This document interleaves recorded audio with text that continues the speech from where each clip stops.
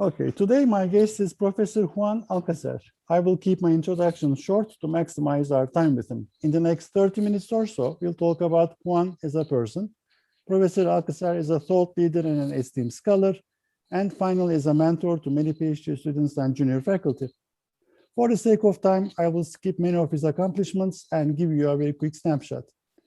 Professor Alcacer is an expert in international strategy, growth, and innovation. He has served on numerous boards of journals and is an associate editor of Management Science. He received the Best Paper Award from the Druid Conference, the Meritorious Service Award from Management Science, the Greenhill Award for Outstanding Service from Harvard, and the Michigan Ross Distinguished PhD Alumni Award.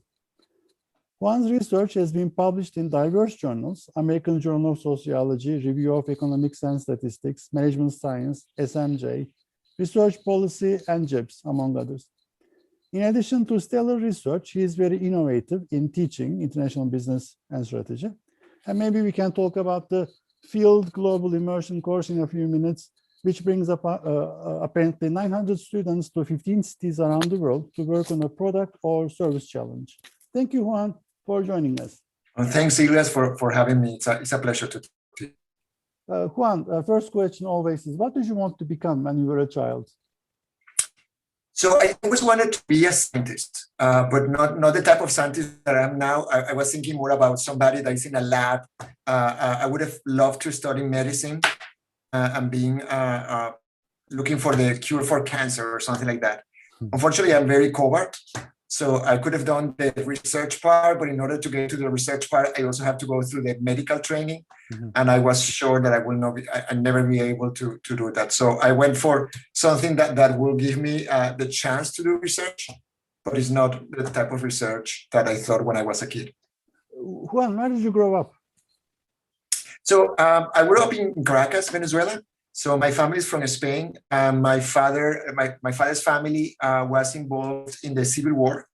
And when the Civil War ended, they had to leave Barcelona and they moved to France. And after France, they were in France for almost 20 years. And after that, they went to Venezuela. And when Franco died in 1975, the whole family went back to Spain. Interesting. And can you remember, as a child, the difference between domestic versus international? How was that experience? Yes, absolutely. Given the story that I just told you, there were always these stories of my family living in Spain, living in France, then living in Venezuela. We were doing different food to all my classmates when we were in Caracas. So it was from very early on that I realized that we were from a different group. We will go to the Spanish club in Caracas. Every summer, I was sent to Spain or to Europe in general to visit the family. So it was very clear. I remember when I was 4 years old was the first trip that I remember going back to Spain. And I remember people telling me, well, you do speak Spanish in the same way that we speak. Or I was amazed that it was almost 10 p.m. at night and it was still sunny. So I was starting to ask, why is that the case? Where in Venezuela is in the equator, and at 6 p.m., regardless of the time of the year, it starts to be night. So there were all these things that made me realize, well, I'm in a different place. I am a different person. My family has different customs than the customs of the people around me. So I was very aware of the concept of foreignness very early on. Juan, something that you wouldn't put on your CV, but something interesting for others. I love to dance. I've been dancing since I remember. Part of this issue of living overseas was that we were trained to speak not only Spanish, that it will be Castilian for us, but also Catalonian from my father's side and Galician from my mother's side. And we also basically learned the folk dances from both regions. So since I was very, very young, I was sent to these dancing classes. And then in America, there is this very strong culture of dancing in parties and so on and so forth. The way that you date and you start your social life is through parties where everybody's dancing. So from all these different channels, I was forced to learn how to dance very early on, and I loved it. So for many, many years, I was dancing as much as possible. Super interesting. Okay, if you stop doing what you're doing today, what would be the second best career path for you?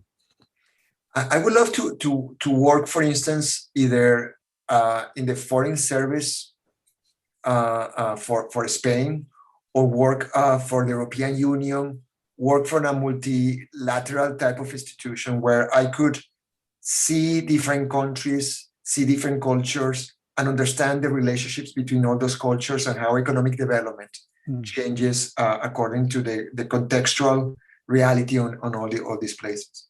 Interesting. Regrets, have you got any?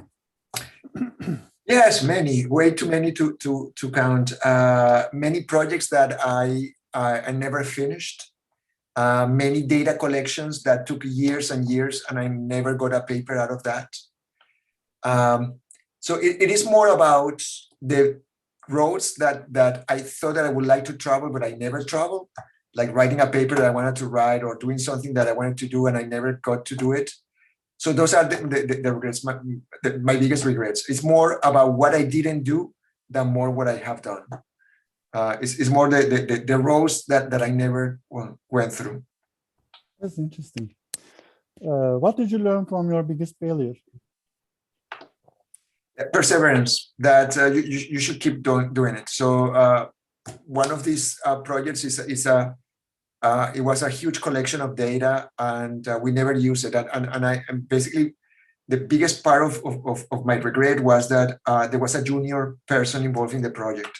So I always wonder, if she had not put so much effort on collecting this data, maybe she could have done even a better job than she did. So what I learned is that you should try, well, two things. One, that you should be very careful before investing in a project. And the other one is try to end the projects and try to keep going. Sometimes it looks like there is no ending, that there is no path forward, but there is almost always a path. The thing is that you haven't thought enough about that path. What are you most proud of? I'm proud of some of my papers. And becoming, as I get older and more senior, I'm getting more and more proud about the teaching and the way that you are affecting people in the way that they think after taking your class. And it's a way to make a difference. It's a way to multiply your contributions. So when we write a paper, 20 people, 50 people may read the paper. When you are teaching, you can be developing a leader that is going to be the CEO of a company, and that company is going to have 20,000 workers, and is going to be doing all these interesting things in the world and in their home country. So I'm getting more and more reward for trying to develop these people. And when they send you an email, when they send you a picture, when they stop by your office 10 years down the road, and I said, well, I remember when you said this in this class, and that has an impact on me. So that part of our profession, which is not only the research, but it's also the teaching, is becoming more and more rewarding for me in the last years. How do you manage the time needed to allocate to, for instance, we started with the global immersion course, the field global immersion course. It's a big undertaking. How do you manage your time? I wish that I had good tips on that. Basically, my way to solve that problem of scarcity of time is not sleeping. It is getting up very early and have 4 hours of work before 8 a.m. Which I don't recommend to anybody. So I'm not very productive. As I said, I have so many projects that I never finished, so many data that are still sitting in my hard drive. So I'm not a very good person to give advice on how to manage time. What I do is brute force and try to work more hours and more hours. As you get older, that stamina starts not present anymore. So I don't think that I have a very good advice for that. I try to be as productive as possible, but I need to have some time for myself and some time for thinking. normally that is the time that is very early in the morning. So I normally wake up very early, have a few hours of work, and then I start all the meetings and all the conversations. Okay. Juan, let's talk about research a bit. Say you're stranded in a small village, so you're going to be talking to outsiders, people who don't read your work regularly. But how do you explain your work, and why is it important? How do you explain the importance of your work to people who don't read you regularly? That hypothetical situation that you are giving me, I have lived all my life. I'm coming from a family where nobody's an academic, at least not in the previous generations. Everybody's in the new generations, most of us have a PhD, but in the previous ones. So every time that my uncles and aunts and granduncles and grandaunt ask me, what do you do for a living? And I would say something about research, that we were looking like, yeah, right, okay. So I learned to say that I'm a teacher. I'm basically, the way that I make a living is by teaching. But in terms of research, I think I always been very interested on understanding why firms get together and when they're apart.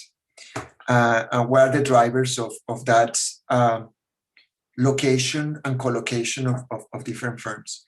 And I think it's important because it drives a lot of our interactions, and it drives a lot of the economic activity that determines the welfare of society in a given point in time. So that will be the research spiel, but the spiel that I will normally give is that I'm a teacher. Sorry, that's the only way that I can explain what I do, because when they will ask me, and how many papers you write per year, and I say maybe one. It's like they look at you and saying, really, you spend a whole year just writing 25 pages?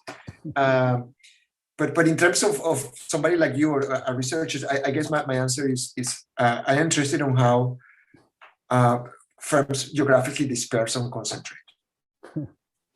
I tried to explain to my father what resource-based view was, and that didn't really work out that well. Yeah, I gave up on that. I just went the same. I just teach. Okay, about omitted variables in IB research or understudied areas in IB. What are some of the understudied areas in the field? I think more than a variable per se, I think we sometimes we're missing the historical perspective. And many of the things that we are looking at and we are measuring are consequence of historical events. And in the last few years, because of problems with time, I try to be very careful on the type of seminars that I go. And to be honest, I derive a lot of pleasure and knowledge to go into two seminars that are beyond the business school. One is the history department seminar, and the other one is the psychology. And particularly in psychology, one of the things that sometimes I don't think that we develop enough in IB is that understanding of the psychological underpinnings of culture and individual underpinnings of those things. So I would say that for me, the two areas where at least I feel that I'm not well trained and I would like to know more, and I think that I have more effect in IB is history and psychology. Interesting. About, well, you don't have time to really think through, but idle curiosity. What does your mind think of? How do you come up with these creative ideas, interesting research? At least to start off with, not to finish them off, but where do they come from? Yeah, they come from either talking to managers or reading about problems in the press of a company or a situation that I cannot explain with the tools that I have. So for instance, if I read something about company X going to this country and being very successful, and they tell the story and I start saying, well, that doesn't really make sense with the OLI framework or with resource-based view or with this or with that. So if I cannot explain it with the tools that I have, then it means that either the story is not right, the tool has some limits, or there is something missing in the tools that I have.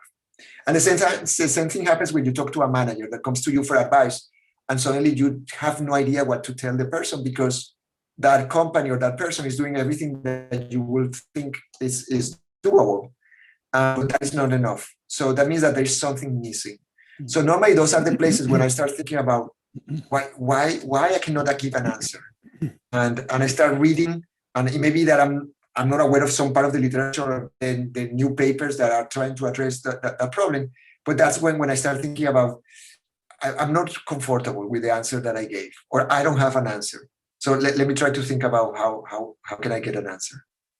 Looking at the trends in IB, you're coming to conferences, you see these conference papers, you know what's going on in the world.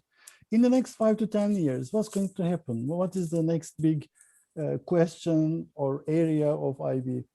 I think for a while we were a little bit in a steady state where we were talking about globalization, and we were studying about the how companies are outsourcing and offshoring and dividing the value chain in different places.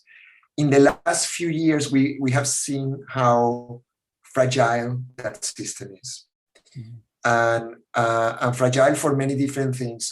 There are some political undercurrents that are going against globalization.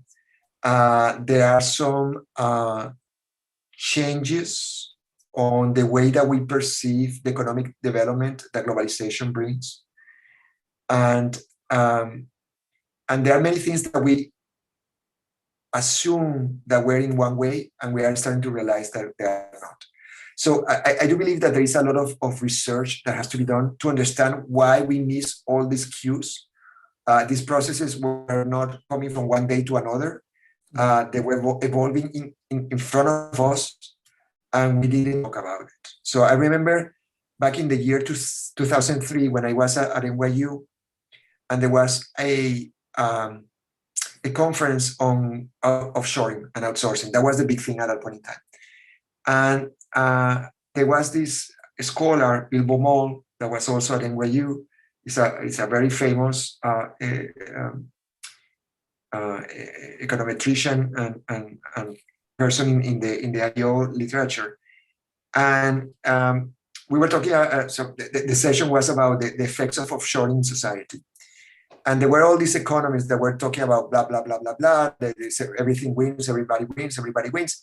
And he basically raised their hands and it's like, no, I know the papers. And there are all these corner solutions of these general equilibrium models where there's some part of society where that's going to be losing. And part of the conversation at the beginning in all these papers in international trade was the role of government trying to redistribute the gains from some parts of the society to the parts of the society that were losing. And the reaction in the room was like, oh, no, that's never going to happen. That's never going to happen. And now, 10 years later, 15 years later, we have seen the consequences of that. We've seen Brexit. We have seen the rise of nationalism in different countries. So I do believe that from this process, we have to learn as a community two things. One is that how do we miss all this? And not everybody misses it, but in general, many people were missing it. And the other one is where do we go from here? And what is the new way of globalization? It's going to be a muted globalization. It's going to transform into something else. What is it? And I guess a third question is, as scholars in IB, what is our role in clarifying and sending the message about the good things and the bad things about globalization? So I imagine that in the next few years, we're going to be talking more and more about this. The other area where I think that we're still not totally clear with the answer is, does globalization and the way that multinationals work change because of technology? And in what ways? In the last few years before COVID, I was telling you before this interview, I've been traveling a lot to the Middle East and Turkey in particular. And I've also been traveling a lot to Africa. And it's amazing what is happening in some areas of Africa. So it's not totally clear for me that the paradigms that we have to explain how these companies are going overseas from Nigeria to Kenya or to South Africa, from South Africa to all these places, if the problems are the same or not. So the phenomenon seems to be a little bit different. I need to study it a little more in detail.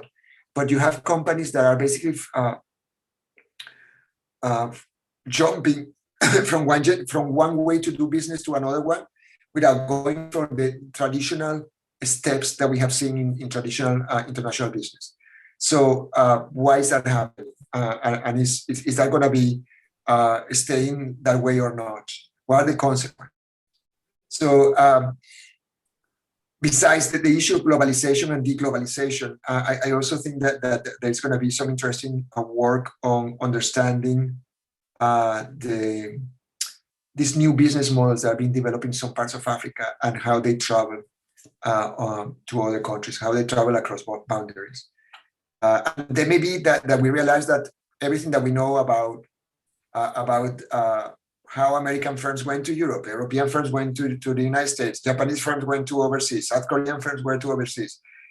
Maybe there's nothing definitely new, but it seems that technology may be changing some of the things about ownership and about benefits. So we may want to revisit a little bit our tools and see if they are still up to the standard to explain many of the things that we're seeing. Can we talk a couple more minutes about the changing business models in Africa and African companies? Why is this thing happening? Is it because of the Belt and Road initiatives? Is it something internal? Is it something more dynamically evolving in their domestic market or coming from overseas? Yeah, I think part of the explanation is the context of each one of these countries, how different it is what one of my colleagues, Terunkana, calls institutional voids, and how these companies basically react to institutional voids. And we always thought about institutional voids as a impediment for economic development. What I observe is that those institutional voids are still there, but there are people that are very smart that go around those and that create business models that are built on that institutional void. And in a way, that is when you look at why a company goes overseas and on the literature on that, is that you develop an advantage and then you try to apply it in a new context. Here, the advantage is being able to work in this very weird context where there are many institutional voids. And there are companies to go to different places in the same area and doing things that traditional multinationals could never be able to do. And you wonder if, as these institutional voids are solved and these institutions are developed, if this advantage is not there anymore. But at the same time, I'm not totally sure that there's a new problem, but I would like to be sure that we have tools to explain it in the right way. Thank you. Juan, let's talk about advice and mentoring for a couple of minutes.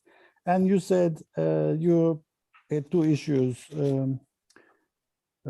First of all, how much time and effort to invest in, and then the second item was how to end these projects, how to take them to fruition, to complete them. What are some of the common mistakes? You've seen PhD students in Michigan, you've seen people at NYU, you advised many students, including me, actually. Yeah, so, from the distance, yes, but yes. What are some of the common mistakes that you see?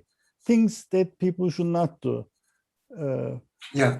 So sometimes I have the feeling that some students go with whatever is fashionable at that point in time, instead of trying to go for the very fundamental questions. And they assume that the fundamental questions have been fully answered. And I will disagree on that particular area. So we have some evidence in certain contexts of things working in one way or another. But we're not totally sure that those relationships of cause and effect are also applied to new contexts. Like, for instance, in Africa, to what extent, whatever we know about diversification, whatever we know about the stages of internationalization, do apply also to business models that are coming from Africa. And I'm not totally sure that's the case, but that's a fundamental question. It's about internationalization stages. It's about diversification. It's about human resources, how they deal with human resources in an environments where trust is very weak as an institution. So at the end, those are very.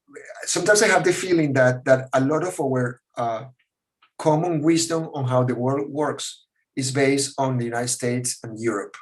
And when you start moving it to other places, it starts basically not being as perfect. And the question is how far away we have to move our tools to explain what we observe. And those are fundamental problems. So sometimes I think doctoral students are all in love with Uber and how Uber is going to expand overseas or in AI. Now everybody's doing artificial intelligence. And it's important to do that. But it's important to see artificial intelligence, how is that affecting the primitives. So sometimes I have the feeling that people are much into whatever is hot in a given year, but forgetting that there are some fundamentals that are still not totally developed. Other issues that I have observed with some students is that they get a data set and they try to get a question out of the data and a paper. And normally those papers are not necessarily the best. So I still believe that the old school of, I have a question. Let me try to find out what is the best data set out there that I can get or that I can build to answer this question. So sometimes it's the old joke that we look at the key in the places where the light is, instead of looking at it in the places where actually the lost keys maybe. So we have to start moving a little bit the light. And that means basically getting new data sets, collecting new data sets and investing on that. So sometimes I have the feeling that some doctoral students go too easily to let's get the patent data. It's very easy. I can download it in 5 minutes. But really, what can you contribute? What is the value of the marginal paper that is using the patent data versus trying to invest and trying to see, I want to do some research on X. Where can I find the right data to answer that question? Mm-hmm. So that I would say that those are the two main issues that I have seen some doctoral students. Who was your advisor? I have multiple advisors. I have 2 chairs in my committee. One was Bernie Young. The other one was Gordon. One was in Michigan for the first 2 years, but then he moved to NYU. And so I basically, Gordon Hanson became my advisor. But everybody in my committee, them to be my advisors. So it was also John Huxley and Francine Lafontaine. So those 4 people. On top of that, I was lucky to work in the William Davidson Institute at that point in time, was just created. And they were studying all the countries that were escaping the barriers of communism. So that was the time where the Soviet collapsed, the Berlin Wall collapsed. So there was all this research on understanding how Hungary, how the Czech Republic, how all the Eastern European countries were switching capitalism and so research transition economies. So I was lucky that it was created at a point in time when I was in my doctoral degree, and it was directed by 2 wonderful people, James Weiner and Cathy Terrell. Both are international economists, they were economists, and they were so they were part of my committee. They were always there, teach me how to write papers and try to teach me the things that you don't learn in class, how to do a review, how to clean data, how to behave as a scholar in all the phases of your life. So even if they were not in the day-by-day of my dissertation, they were there teaching me those intangibles. So I would say that Bernie Young was very influential. Gordon Hanson was very influential. But Joan Oxley was very influential. Jan and Kathy and Francine were also very influential. So I was lucky. I was lucky that I had so many people behind me and helping me in every single step. People like Miles Shaver, he graduated before me from the same program. Every time that I had any doubt about anything, I will call Miles on the phone, and he will be very, very generous with his time. So any of the things that you read about any potential achievement that I had, it was a village behind me. And I was lucky that I was in the right place at the right time with these people, because they were carrying me away through the whole process. So if without them, I would have been not be here. Thank you. Juan, last question. What is one question that I should have asked you but haven't?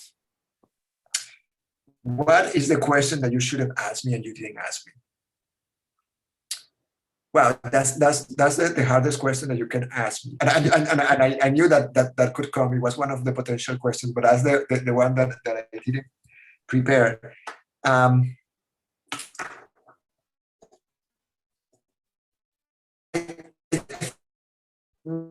That has been very difficult for me in my career is the transitions.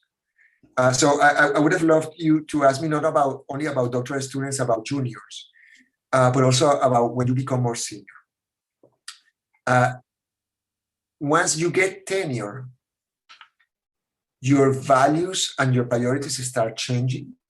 You don't need to publish the next paper. It's good if you publish it, but you don't have to.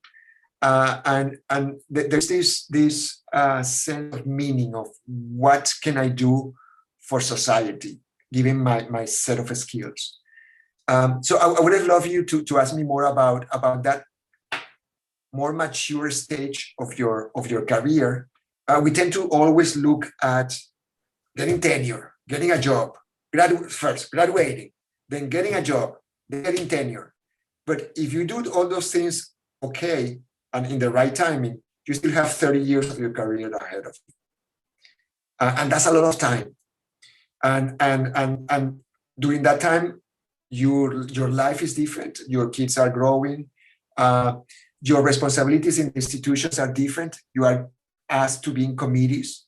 You are asked to be many things. So the demand on your time basically is.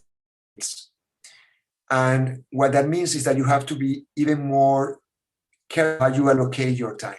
So I would love that you have asked me about what to do at that point in time. And I would love to hear from other people that have gone through that process. I didn't know that there's this, probably you heard about this, there is this third year free fall term that in your doctoral program, that after you finish your courses and you take your exams, your qualifying exams, and you start writing your dissertation, there's this lack of a structure around you.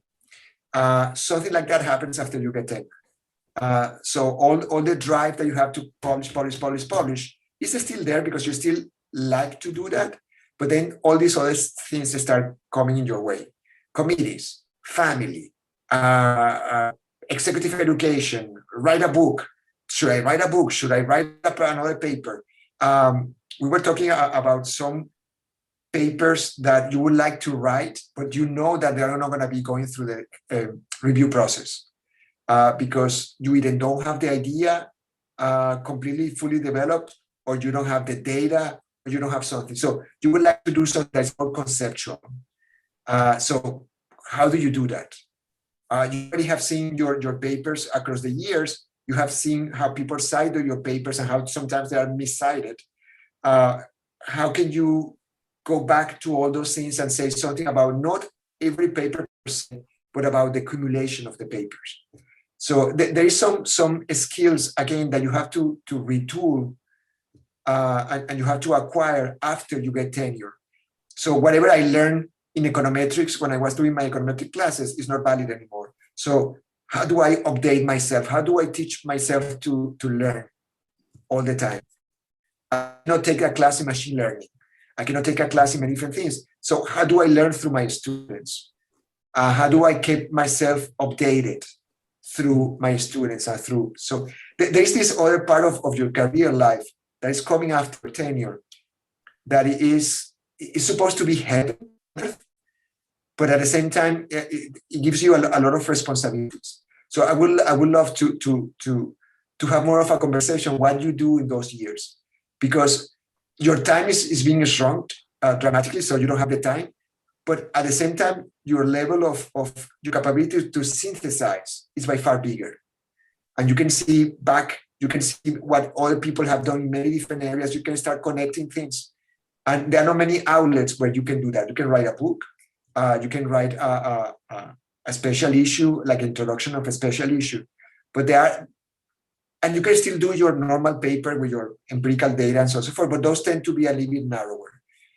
So there is this problem on how do you develop ideas that are a little more out there, that you would like to get feedback, that you would like to get some pushback on those ideas.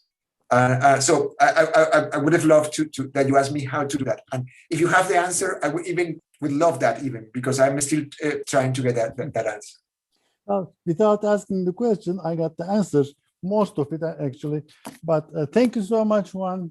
This was very helpful. I learned a lot. I'm sure the audience will agree with me. Thank you for your time. Thank you, Livas, for having me.